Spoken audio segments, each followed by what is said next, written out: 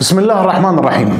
أعزائي المشاهدين، في شخص خليجي، رجل خليجي لابد من قتله، وأنا مش مفتي ولا في يدي الإفتاء، لكن أنا أعطيكم فتوى بهدر دم هذا الرجل.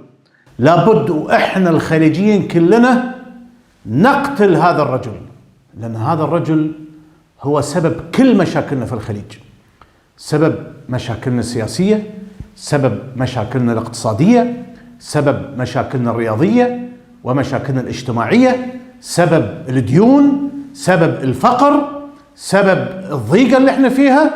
هذا الرجل لابد وانكم انتم تقتلونه ونتخلص منه، لأن لو قتلتوا هذا الرجل راح تحكمون العالم. والله دول الخليج لو اقتلت هذا الرجل راح تحكم العالم، وراح أقول لكم اسمه.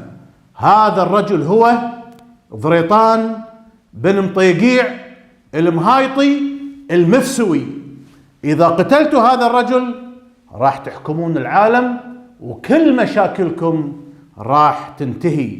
وسلامي لأفراد قبيلة المفسوي، ويعطيكم العافية.